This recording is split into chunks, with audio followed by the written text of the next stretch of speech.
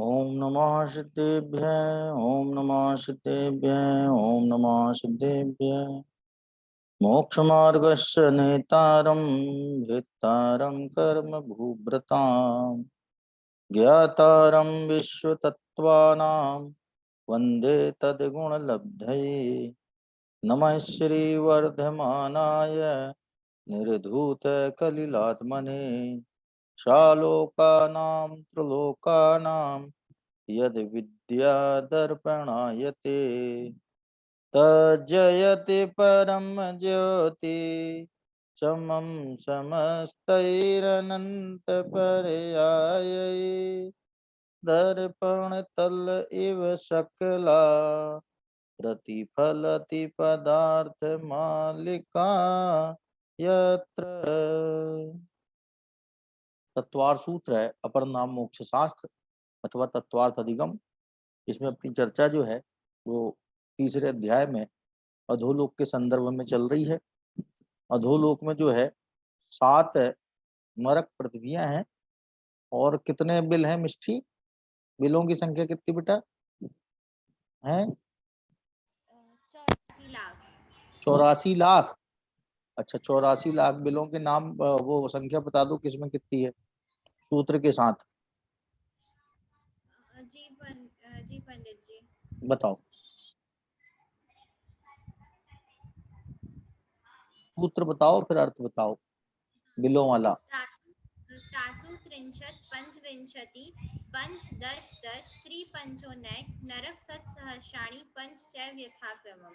पहली नरक भूमि में 30 लाख बिल है, दूसरी नरक भूमि में 25 लाख है, तीसरी नरक भूमि में 15 लाख है, चौथी में 10 लाख है, पांचवी में 3 लाख है, छठवीं में 5 कम 1 लाख है और सातवीं नरक भूमि में 5 नरक है। 5 नरक हैं, ऐसे टोटल मिला के 84 लाख नरक हैं सप्त नरक भूमियों में। अच्छा, एक बात बताओ सवंशिका, इसमें कितना कितना गैप है? प्रत्येक नरक भूमि के बीच में कितना अंतराल है? पंडित जी प्रत्येक नरक में 1 राजू का गैप है। हाँ, एक एक राजू का गैप है। मतलब पहली नरक पृथ्वी से दूसरी नरक पृथ्वी है ना, इसमें कितना गैप है? 1 राजू का गैप है। अच्छा, पहली नरक पृथ्वी के कितने भाग हैं? हाँ, आस्था बताओ बेटा।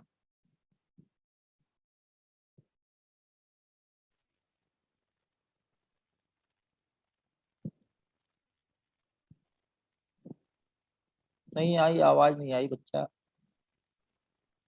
है। आस्था की आवाज नहीं नरक भूमि है बेटा। पहला पहली नरक भूमि के 3 भाग हैं। हाँ, 3 भाग हैं। कौन कौन से? पहला खर भाग, दूसरा पंख भाग और तीसरा अव्वा अब्बा बाहुल भाग। अब्बा बाहुल नहीं, अब बहुल है। अब बहुल, फिर से बोलो। बहुल। अब बहुल, बहुल बोल दो और अब और जोड़ दो। अब बहुल भाग, ठीक है ना। तो ये जो नरक है वो कहाँ पे है? हाँ, स्तुति बताओ बेटा, नरक बिल कहाँ पे है?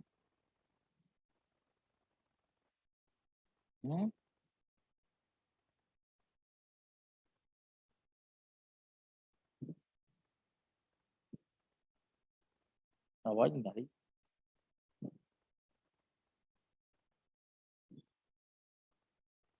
हाँ, दृष्टि बताओ बेटा। अधोलोक में, मतलब पहले नहीं नहीं, ये 3 भाग बताए ना आस्था ने। तो नरक बिल कहाँ है? प्रथम नरक के, प्रथम नरक भूमि के बिल कहाँ है?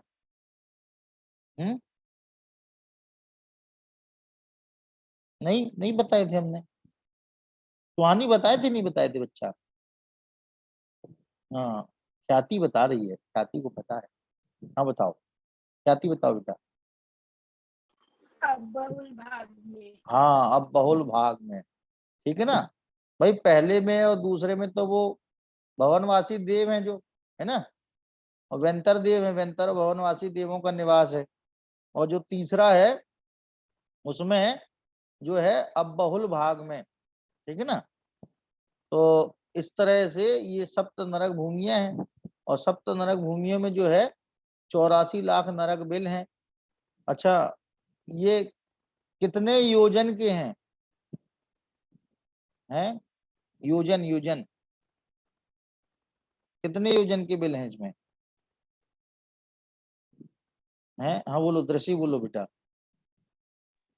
पंडित जी जो खर भाग है वो 16,000 योजन का है, हाँ, पंख भाग 84,000 योजन का है, और अब्बहुल भाग 8,000 योजन का है। अच्छा, तो टोटल कितना हो गया? टोटल हो गया 8,000 नहीं, 80,000 है 78,000। बेटा। 80,000 होगा ना हाँ, बेटा? 80,000। तुमने 8,000 कर दिया, 108 ही हो जाएगा फिर तो भाई। 16,000 है ना, और कितना? 16,000, 80,000 और 84,000। हाँ, 84,000। ये जो है अब बहुल भाग जो है, अब बहुल भाग में नरक है। अच्छा, इसमें जो नरक के बिल हैं वो कितने? असंख्यात योजन के। कितने हैं वो? असंख्यात योजन के नरक बिल हैं ये, ठीक है। और इसमें जो है सब नारकी निवास करते हैं। कहाँ से? अब बहुल भाग से। और उसके बाद जो है नीचे सप्तम नरक भूमि है, उसके नीचे एक राजू में जो है पूरा का पूरा कौन है? वो अष्टम पृथ्वी, माने वही नित्य निगोद, ठीक है ना। और उसके बाद फिर वो वात वलय चालू हो जाते हैं, घन वात वलय, घनोदधि वात वलय और तनु वात वलय। तो घन वात वलय जो है वो घन वायु से बना है, घनोदधि वात वलय घन वायु और घन पानी से बना हुआ है, फिर घन वायु से बना हुआ है, फिर तनु वात वलय माने तनु हवा से बना हुआ है। इस तरह से उसके बाद में लोकाकाश। तो इसमें रहने वाले जो नरक नारकी हैं, हाँ ये प्रश्न, हाथ उठाई अस्थि, हाथ उठाई, बोलो बेटा अस्थि। प्रश्न है क्या अस्थि की कोई? ये उत्तर दे रही थी ये। पंडित जी मुझे एक प्रश्न है हाँ बोलो कि बेटा। आपने बताया था सातों नरक के बीच बीच में एक एक राजू का गैप है। अब जो इस प्रकार से जो मतलब पहली, दूसरी, तीसरी, चौथी, 5.75, मतलब इतनी नरक में गर्मी है, और फिर वो 5.25, 6 और 7 नरक में ठंडी है। तो अब उस 4.75, हिसाब से 4.75 नरक में गर्मी है ना, और हाँ 2.25 माने 2.25 नरक में जो है वो ठंडी है। हाँ बताओ, अब क्या कह रही हो इसमें? हाँ, तो फिर इसको डिवाइड कैसे किया? मतलब गर्मी और ठंडी एक साथ कैसे हो गई? कैसे का नहीं, वो अलग अलग जगह अलग अलग है ना बेटा, जगह अलग अलग है। जहाँ गर्मी वहां ठंडी नहीं है, और जहाँ ठंडी वहां गर्मी नहीं है। वो जो शुरू 75% हिस्सा जो है वो गर्म है, तो वहां पर ठंडी कहाँ है? जैसे अपने भारत में कुछ हिस्से हैं जो बहुत गर्मी वाले हैं, कुछ हिस्से बेहद ठंडी वाले हैं। तो जहाँ ठंडी ज्यादा पड़ती है वहां गर्मी ज्यादा पड़ती है, ऐसा थोड़ी है।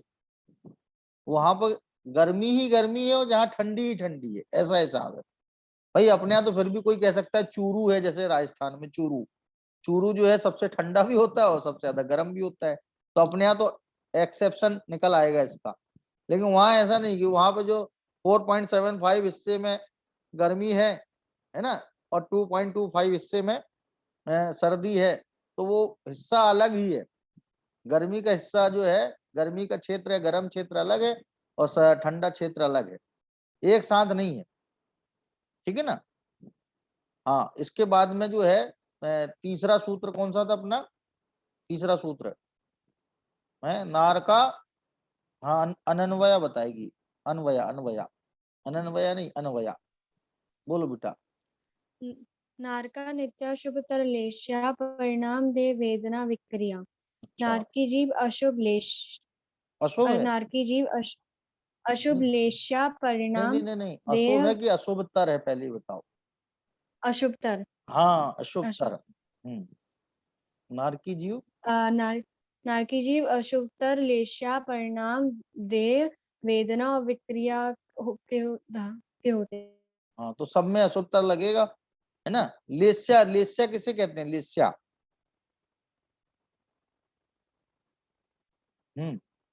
लेस्या। हाँ, स्तुति बता रही है, बताओ स्तुति। कषाय की तारतम्यता को लेस्या कहते हैं। कसाई की तारतम्यता को लेस्या कहते हैं ना। और एक बार और बताई थी हमने, इसमें क्या जोड़ के बोली थी फिर? किसी को याद है? ख्याति बताओगी बेटा, क्या चीज जोड़ी थी हमने इसमें?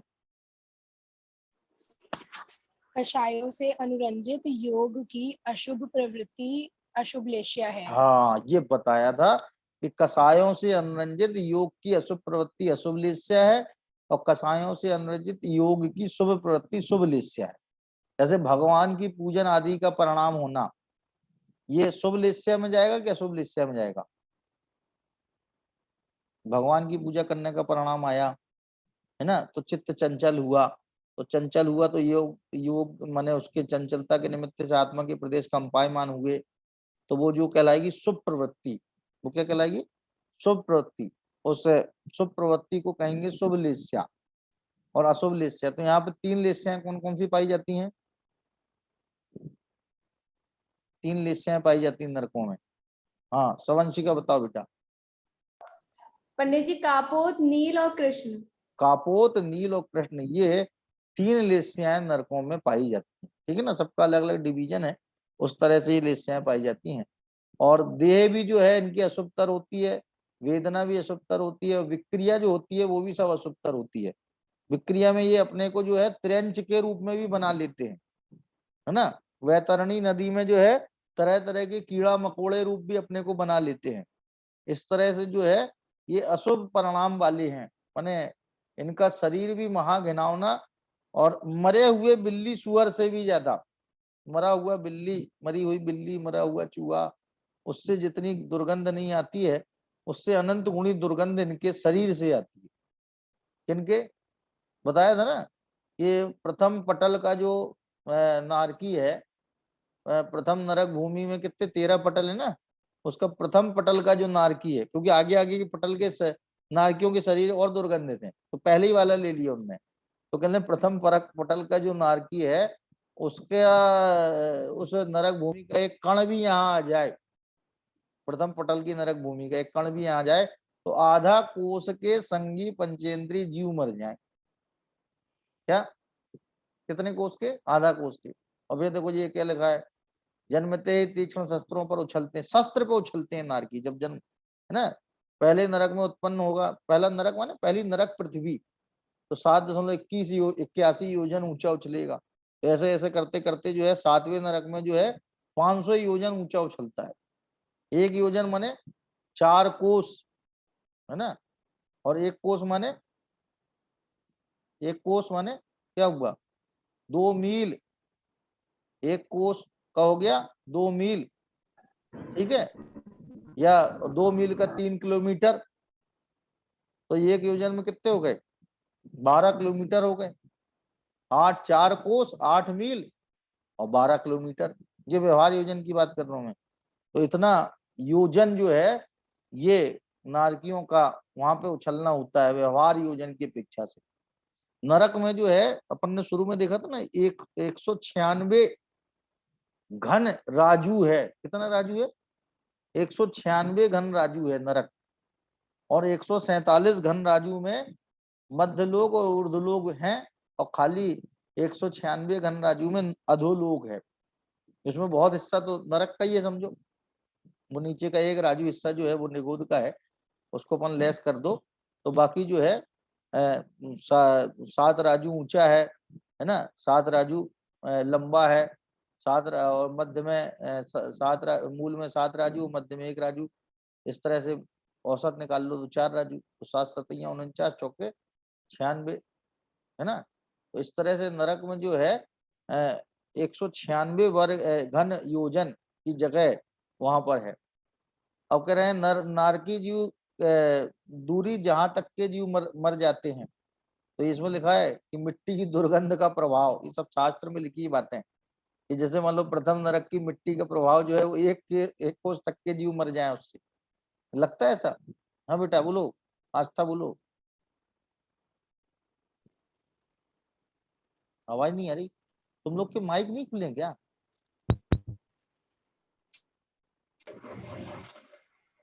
हाँ अब आ रही है पंडित जी? अब आ रही है। पंडित जी मेरा प्रश्न ये है कि हाँ। भाव लेश्या होती है वो हाँ। अंतर मुहूर्त में बदलती रहती है। हाँ। फिर भी हमने जैसे प्रथम नरक भूमि में कापोतलेस्या होती है, उसे ऐसा पर्टिकुलर नाम क्यों दिया कि उसमें कापोतलेस्या होती है? एक कि एक भाव लेस्या, लेस्या तो अंतर्मुख नहीं है। बेटा, एक एक लेस्या के असंख्यात भेद हैं। कितने भेद हैं? असंख्यात भेद हैं। ये तो मोटे मोटे वर्गीकरण है, बहुत मोटे वर्गीकरण। इसमें का माने इस कापोतलेस्या में ही कितने प्रकार के असंख्यात प्रकार लोक प्रमाण के परिणाम होते हैं। एक खाली कापोतलेस्या में, कृष्णलेस्या के असंख्यात लोक प्रमाण परिणाम है, लेकिन वो रहेगा कापोतलेस्या में। जैसे जहां जो लेस्या बताई है ना, तो वहां उसी लेस्या के परिणाम घटते बढ़ते होंगे, कोई के तीव्र होंगे, कोई के मंद होंगे। अब जैसे ये तक कहा जाता है कि नरक में सम्यक दर्शन तक प्राप्त हो जाता है, तो जिनको सम्यक दर्शन प्राप्त होना होता है उनके घटते हुए परिणाम रहेंगे, लेकिन रहेगी कापोतलेस्या। जैसे सप्तम नरक में परम कृष्ण लेस्या बताई। कौन सी लेस्या बताई बेटा? परम कृष्ण लेस्या। अब किसी को सप्तम नरक के नारकी को सम्यक दर्शन होना है और सम्यक दृष्टि होने वाला है वो, तो बताओ उसके कृष्ण लेस्या के परिणाम घटते हुए होंगे, लेकिन रहेंगे कृष्ण लेस्या ही वाले। जैसे अपन यूं समझो कि थर्मामीटर में पारा कितने ही ऊंचा जाए, वो रहेगा उस कांच की नली के अंदर ही, मर्क्यूरी जो है पारा है। और यदि कितने ही नीचे चला जाए तो भी रहेगा नली के अंदर ही, नली तोड़ के थोड़ी बाहर आ जाएगा कि किसी के साथ 160 डिग्री बुखार आ गया तो पारा बाहर निकल गया उसका, तोड़ करके किसको, कांच फोड़ के बाहर आ गया वो। ऐसा तो नहीं सुनने में आया ना। तो वो जैसे नली का पारा उसी में रहेगा, उसको और कहीं जाने की जगह नहीं है, उसी प्रकार कापोतलेस्या वाले नारकी के परिणाम कापोतलेस्या रूप ही रहेंगे, उसमें ही असंख्यात भेद पड़ जाएंगे। असंख्यात लोक प्रमाण, एक एक लेस्या के असंख्यात लोक प्रमाण भेद हैं जो अनिर्वचनीय हैं। असंख्यात को कैसे कहा जाए बताओ? असंख्यात को कैसे कहा जाए? असंख्यात को कहने के लिए शब्द ही नहीं है, शब्द ही संख्यात है। टोटल कितने शब्द हैं बताओ? दुनिया में टोटल शब्द कितने हैं? संख्यात। क्या कालिदास का नाम सुना? नहीं सुना कालिदास का नाम? है संस्कृत का बड़ा कवि था कालिदास, है महाकवि कालिदास। तो कहते हैं उसने 1500 शब्दों का प्रयोग किया अपने समस्त साहित्य में, संपूर्ण संस्कृत वांग्मय में 1500 शब्दों का प्रयोग किया। तो कहने लगे साहब 1500 कैसे? कहने लगे एक शब्द को उसने 100 बार लिखा होगा तो 100 बार थोड़ी काउंट होगा, उसको एक ही बार काउंट करेंगे। यदि उसने तथापि शब्द 100 बार लिखा है तो एक ही बार काउंट होगा। मैंने 1500 प्रकार के शब्दों का उसने प्रयोग किया, जबकि इतना बड़ा कवि है। उसी प्रकार से कापोतलेस्या में असंख्यात प्रकार के परिणाम होते तो असंख्यात थोड़ी कहे जा सकते, कहे तो संख्यात ही कहे जा सकते, शब्द ही संख्यात है टोटल। तो इस तरह से अपन देखते हैं कि ये नारकी निरंतर अशुभतर लेस्या वाले, अशुभ देह वाले, अशुभ वेदना वाले, और जो विक्रिया करते वो भी अशुभ। देखो शुभ विक्रिया वो होती जो शुभ काम के लिए हो, अच्छे काम के लिए कोई करे विक्रिया तो वो शुभ विक्रिया है, और जो बुरे काम के लिए करे, दूसरे को मारने के लिए कर रहा है, तो वो तो अशुभ विक्रिया कहलाएगी। काटने के लिए कर रहा है, पीटने के लिए कर रहा है, छेदने के लिए कर रहा है, भेदने के लिए कर रहा है, तो सब अशुभ विक्रिया कहलाएगी वो। तो सारी अशुभी विक्रिया करते हैं। नारका नित्य अशुभतर लेस्या देह वेदना विक्रिया। फिर लिखा था परस्परोदीरित दुखा। हाँ बोलो बेटा आस्था।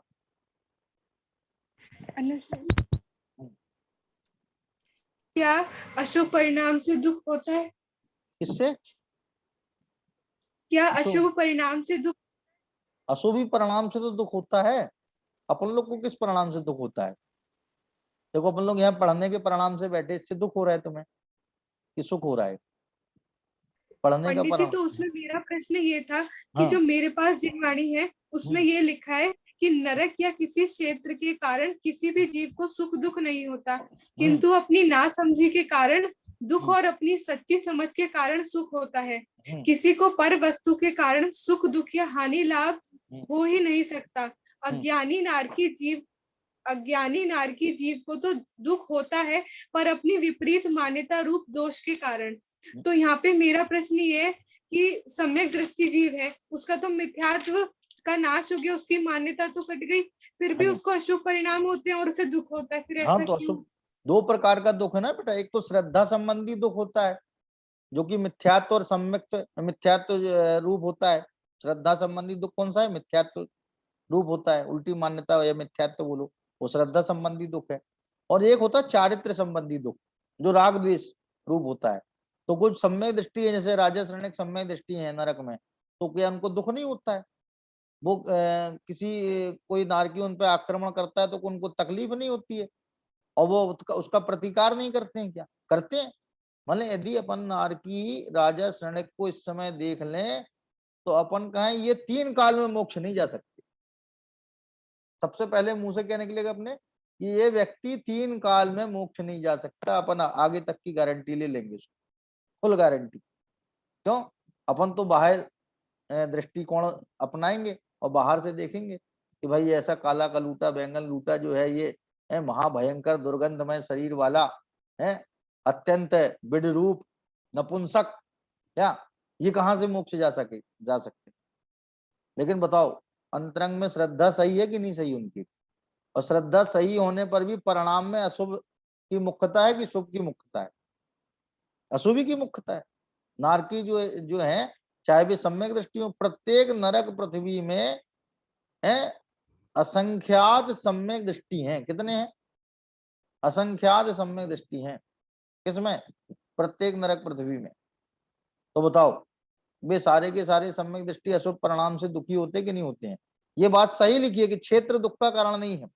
देखो इसके पीछे एक तर्क और भी है कि अपन ने भी पढ़ा संक्लिष्टा सुरोदीरित दुखा प्राक चतुर्थ्या। ये संक्लेश परिणाम वाले असुर कुमार देवों के द्वारा उदीरित जो दिया गया जो दुख है वो 4थी पृथ्वी से पहले तक का पाया जाता है। माने 4थी पृथ्वी जो है पंख प्रवाह है उसके पहले बालू का प्रवाह तक जो है ये असुर कुमार जाकर के लड़ाने का काम करते हैं। अब बताओ वहां उस पृथ्वी पर रहने वाले नारकी तो दुखी हैं और उसी वातावरण में उसी क्षेत्र में जाने वाले असुर कुमारों को दुख नहीं होता। क्यों? भीषण गर्मी है ना वहां। तो 4.25 नरक पृथ्वियों में कितनी है? भीषण गर्मी है। तो वहां पर उनको कोई दुख नहीं होता असुर कुमारों को। ये भी तो लड़वाने जाते हैं। भाई नारकियों को तो मजबूरी कहीं जा नहीं सकते, कहीं आ नहीं सकते, वहीं रहना है। लेकिन वे तो अपनी मर्जी से जा रहे हैं ना उस जगह पे असुर कुमार लड़वाने के लिए। तो बताओ क्षेत्र यदि दुख का कारण हो, वातावरण परिस्थिति दुख का कारण हो, तो वे उन परिस्थितियों में भी दुखी होने चाहिए जिन परिस्थितियों में नारकी रह रहे हैं। लेकिन वे तो दुखी नहीं होते, वे तो मजे लेते हैं वहां पे जाकर के लड़वा करके। जब वे लड़ते हैं तो उन्हें बड़ा आनंद आता है। उसी चीज का तो वो आनंद लेते हैं लड़ाने का। जैसे लोग तीतर लड़वाते हैं, बटेर लड़वाते हैं, भैंसा लड़वाते हैं, मुर्गा लड़वाते हैं, कुत्ता लड़वाते हैं, कबूतर लड़वाते हैं, उसी तरह भी नारकियों को लड़वाते हैं। लेकिन ये कहाँ तक पाया जाता है? ये पाया जाता है 3री नरक पृथ्वी तक। उसके आगे कोई देव नहीं जाते। माने किसी देवों का भी गमन जो है 3री नरक पृथ्वी के आगे नहीं है। माने अपने कुछ छेपक ऐसे आते हैं कि जो है अपने जो श्री कृष्ण है ना, श्री कृष्ण निर्मल नाम के तीर्थंकर होने वाले हैं और 3य नरक में हैं। तो वहां उनके भाई उनसे मिलने गए, लेकिन वो भी 3रे नरक की बात है, आगे की बात नहीं लिखी है। तो कह रहे 4थी भूमि से पहले तक वे संक्लिष्ट माने संक्लेश परिणाम वाले। संक्लिष्ट का मतलब क्या है? संक्लेश परिणाम वाले असुरों द्वारा उत्पन्न किए दुख वाले भी होते हैं। कौन? नारकी। माने वे असुर कुमार जो हैं वे जाकर के संक्लेश परिणामों के निमित्त से जो स्वयं भी संक्लेश परिणाम वाले हैं और नारकियों को भी संक्लिष्ट करते रहते हैं। अब देखो नारकियों के दुख बताए हैं। जन्मते ही औंधे मुख गिरकर उछलना। माने शीर्षासन की मुद्रा में तो गिरते हैं वहां पे। किस मुद्रा में? ये खड्गासन की मुद्रा में नहीं गिरते। सबके सब कैसे गिरते हैं? शीर्षासन, सिर नीचे पैर ऊपर, इस मुद्रा में जाके गिरते हैं, है ना। उत्पन्न होते ही कुत्तों की तरह लड़ने लगते हैं और परस्पर में निरंतर दुख देते हैं। अत्यंत दुर्गंधित नरक बिलों में रहते हैं। अत्यंत दुर्गंधित, जहां कोई 1 सेकंड भी नहीं खड़ा हो सकता है। अत्यंत भयानक एवं अनेक रोगों से व्याप्त शरीर में रहते हैं।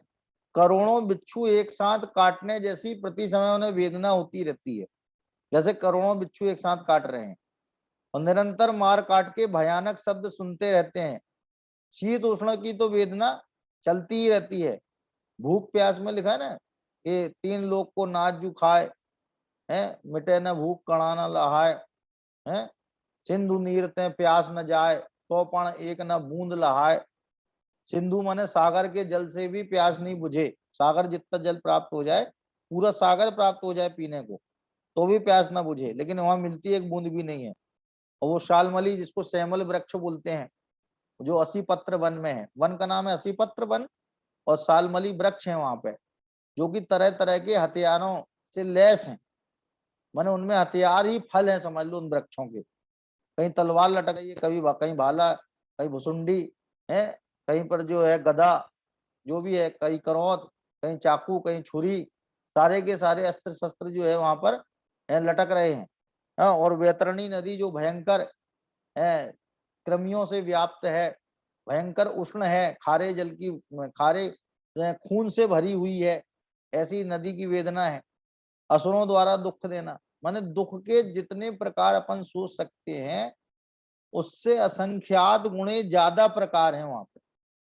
माने अपन लोगों का दिमाग ही काम नहीं करेगा कि कितने प्रकार के दुख हैं वहां पे नरक में है। असुरों द्वारा दुख देना और भिड़ाना और तीव्र कसाय की वेदना, ये सारी की सारी वेदनाएं जो है नरक पृथ्वियों में पाई जाती हैं, नरक बिलों में पाई जाती हैं। इस तरह से जो है संक्लिष्टा सुरोधीरे दुखा प्राक चतुर्थया, चौथी पृथ्वी के पहले तक ही पाया जाता है। हाँ सबंसी का बताओ बेटा।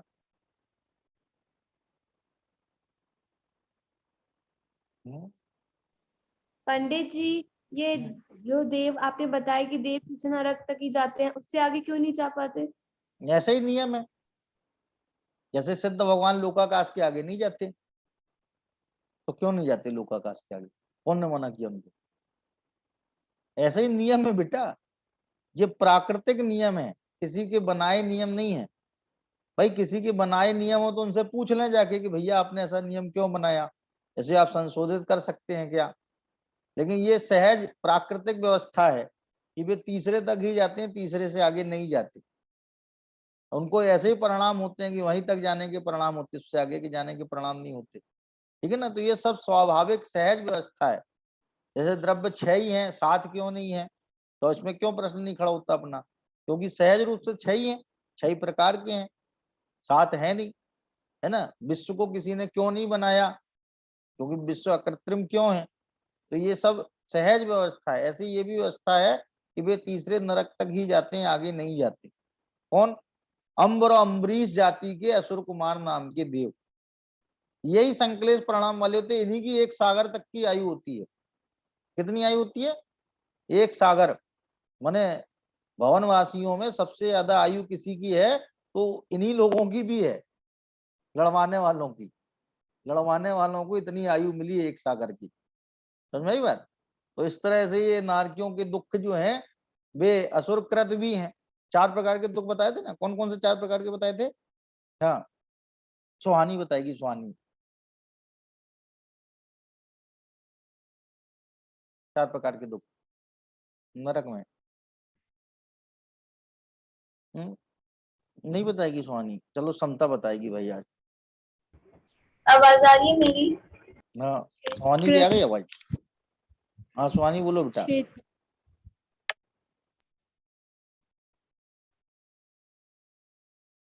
नहीं आई आवाज? हाँ समता बताओ। क्षेत्रकृत, मनकृत, असुरकृत और शरीरकृत। हाँ क्षेत्रकृत, मनकृत, असुरकृत और शरीरकृत। शरीर संबंधी, क्षेत्र संबंधी, असुरों संबंधी और क्या? मन। माने मन में निरंतर खेद खिन्नता, मन में निरंतर पश्चाताप, मन में निरंतर संकलेश, इस टाइप का मन जो है उनका निरंतर दुख से ही भरा हुआ रहता है। इतनी भयंकर पीड़ा होगी, इतने भयंकर कष्ट होंगे, तो कौन ऐसा माई का लाल सुखी रह सकता है? कष्ट तो होएगा ही ना, मन तो दुखी रहेगा ही रहेगा। तो इस तरह से जो है ये अपन ने कितने सूत्र हो गए अपने? 5 सूत्र हो गए। अब इनमें नारकियों की स्थिति बता रहे हैं, कितनी स्थिति है? उत्कृष्ट स्थिति बता रहे हैं। कितनी स्थिति? उत्कृष्ट। माने जहां पे नरक हैं उन नरकों में रहने वाले जीवों की उत्कृष्ट स्थिति कितनी है? तो बता रहे तेस्वेक, तेस्वेक त्रिसप्तदश, सप्तदश, द्वाविंशति, त्रैस्त्रिंशत् सागरोपमा सत्वानाम परा स्थिति। फिर से तेस्वेक त्रिसप्तदश, सप्तदश, द्वाविंशति, त्रैस्त्रिंशत् सागरोपमा सत्वानाम परा स्थिति। हाँ पढ़ो। कौन पढ़ेगा, कौन पढ़ेगा? हाँ मिष्टी पढ़ो। तेष्वेक त्रिसप्तदश सप्तदश द्वाविंशति त्रिंशत् सत्सागरोपमा सत्वानां परास्थिति। फिर से पढ़ो, 63 से पढ़ो। त्रयंशत् सागरोपमा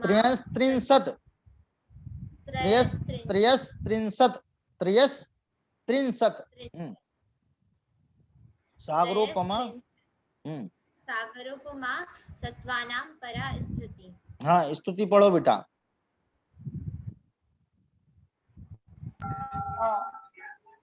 तैश्विक त्रिसप्तदश सप्तदश द्वाविंशति त्रिंशत् सागरोपमा सत्वानां परिस्थिति।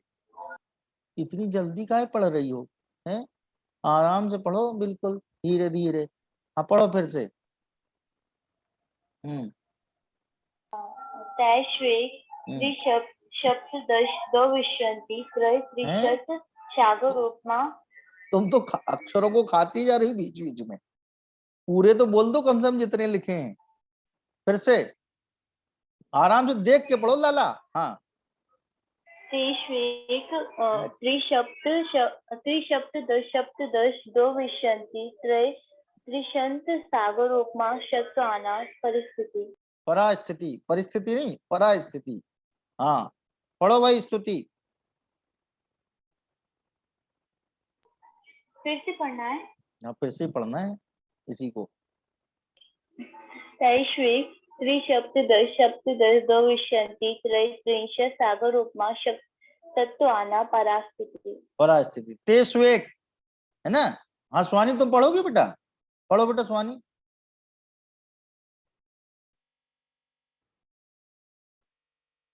आवाज आ रही है? हाँ आवाज आ रही है। तेष्वेक त्रिसप्तदश सप्तदश द्वाविंशति त्रयस्त्रिंशत् सागरोपमा सत्वानां परिस्थिति। परास्थिति। देखो सत्वानाम माने जीवानाम, जीवों की, परास्थिति माने उत्कृष्ट स्थिति, माने नारकी की बात चल रही इसलिए नारकी जीवों की हो गई। सत्वानाम माने नरक के जीवों की, परास्थिति माने उत्कृष्ट स्थिति कितनी है? तो तेसु एक, उनमें, उन सप्त नरक पृथ्वियों में, क्रम से लगा लो। क्रम से क्या लगा लो? एक एक सागर। प्रथम नरक की उत्कृष्ट स्थिति है एक सागर। प्रथम नरक पृथ्वी की 30 लाख बिल है नरक, वहां की उत्कृष्ट स्थिति क्या है? एक सागर। दूसरी नरक पृथ्वी की है माने 3 सागर। तीसरी नरक पृथ्वी की है सप्त माने 7 सागर। चौथी नरक पृथ्वी की है 10 माने 10 सागर। और पांचवी नरक पृथ्वी की है सप्तदश माने 17 सागर। 10 और सप्त 7, 7 और 10 17 है ना। पांचवी नरक पृथ्वी की स्थिति हो गई 17 सागर। और द्वाविंशति माने हो गया 22 सागर। विंशति माने 20 और द्वा माने 2, तो 20 और 2 22, तो कह रहे द्वाविंशति माने 22 सागर। और त्रिंशत्, त्रिंशत् अपन ने पढ़ा था अभी, त्रिंशत् माने 30 होता है ना। तासु त्रिंशत् पढ़ा था ना, तासु त्रिंशत्। और 3 माने 3 और 30 33 हो गया, 33 सागर। सप्तम नरक की उत्कृष्ट स्थिति कितनी है? 33 सागर। और ऐसा है ना, जो पहले नरक की उत्कृष्ट स्थिति है क्या, वही दूसरे नरक की जघन्य स्थिति है। क्या है वो? जैसे मान लो एक सागर है, जो एक सागर प्रथम नरक की उत्कृष्ट स्थिति है, तो दूसरे नरक की जघन्य स्थिति कितनी होगी? एक सागर हो जाएगी। पहले नरक की उत्कृष्ट स्थिति दूसरे नरक पृथ्वी की निकृष्ट स्थिति माने जघन्य स्थिति हो जाएगी। इसी तरह से तीसरे नरक पृथ्वी की जघन्य स्थिति क्या बन जाएगी? जैसे पहले की 1 है तो दूसरे की 3 है, तो तीसरे नरक की 3 सागर जघन्य स्थिति हो जाएगी। ऐसे जो उत्कृष्ट को जघन्य कर लो अगले अगले सागर, अगले अगले नरक में। तो कहने उन नरकों में जीवों की उत्कृष्ट स्थिति क्रम से 1, 3, 7, 10, 17, 22 और 23, 33, 17, 22 और 33। एक सागर है प्रथम नरक पृथ्वी की, 3 सागर है दूसरी नरक पृथ्वी की, 7 सागर है तीसरी नरक पृथ्वी की, है 10 सागर है चौथी नरक पृथ्वी की, 17 सागर है 5वीं नरक पृथ्वी की, और 6ठे नरक पृथ्वी की है 22 सागर, और 7वीं नरक पृथ्वी की है 33 सागर। क्या मैंने सप्तम नरक भी अपन लोग हो आए। हाँ सवंशिका बताओ बेटा। पंडित जी ये सागर क्या है? सागर माने होता है 10 कोड़ा कोड़ी अद्धा पल्लियों का एक सागर, 10 कोड़ा कोड़ी अद्धा पल्लियों का एक सागर, ठीक है ना। अब सुनो कैसे पल्ले का क्या हिसाब किताब है कि एक 4 कोस का गड्ढा है ना, 4 कोस गहरा 4 कोस चौड़ा गड्ढा खोदा जाए, ठीक है। उस गड्ढे में प्रथम भोग भूमि के जन्मे 7 दिन के मेंढे के बाल, प्रथम भोग भूमि का जन्म 7 दिन का मेंढे का बाल इतना छोटा कर दिया जाए जिसका दूसरा हिस्सा ना हो सके, और उस छोटे छोटे बालों से उसको भर दिया जाए गड्ढे को, ठीक है। और उसको इतना लबालब भर दिया जाए कि चक्रवर्ती की चमू उस पर से गुजरे, चमू माने सेना, तो वो जरा सा भी दबे नहीं गड्ढा, इतना बालों से भरा हो मेंढे के बालों से, ठीक है। और फिर है उसमें से एक बाल निकालो, फिर 100 साल बाद एक बाल निकालो, फिर 100 साल बाद एक बाल निकालो, फिर 100 साल बाद एक बाल निकालो, फिर 100 साल बाद एक बाल निकालो। ऐसा करते करते जब वो गड्ढा खाली हो जाए तो समझो एक व्यवहार पल्ले है, उस व्यवहार पल्ले से असंख्यात गुणा एक उद्धार पल्ले है, उद्धार पल्ले से असंख्यात गुणा एक अद्धा पल्ले है, और ऐसे 10 कोड़ा कोड़ी अद्धा पल्यों। क्या देखो 2000 कोस, हमने 4 कोस बोल दिया था, 2000 कोस का गड्ढा है वो, छोटा कम बता रहे थे, वो तो इतना बड़ा है। क्या उसमें 100 वर्ष से जब एक बाल निकालेंगे अपन तो उसमें जितने वर्ष लगे वो एक व्यवहार पल्ले, व्यवहार पल्ले से असंख्यात कोटि गुणा बड़ा जो है, असंख्यात करोड़ गुणा बड़ा उद्धार पल्ले, और उद्धार पल्ले से असंख्यात गुणा बड़ा अद्धा पल्ले, और ऐसे ऐसे 10 कोड़ा कोड़ी अद्धा पल्लियों का एक सागर होता है। बहुत लंबा काल है सागर। क्या ये समझ लो सागर माने एक प्रकार से मोटे तौर पे समझो अनंत वर्ष, ये सागर एक सागर। और वो प्रथम नरक की उत्कृष्ट स्थिति है, दूसरे की है 23वें त्रिसप्त 10 है ना, त्रिसप्त 23वें त्रिसप्त 10 है, 22 है 33 सत्वानाम परा स्थिति है, जीवों की उत्कृष्ट स्थिति जो है वो इतनी है, ठीक है ना। तो ये अपना अधोलोक का वर्णन पूरा हुआ। 6 सूत्र थे, 6 सूत्र अधोलोक में यहाँ समझाए गए हैं, तो इसका वर्णन पूरा हुआ। इसमें आप लोग जो है सूत्र याद करके आइएगा और उसका अर्थ याद करके आइएगा। कल सभी लोगों से सूत्र और उसका अर्थ पूछेंगे। बोलो पंच परमेष्ठी भगवान की जय।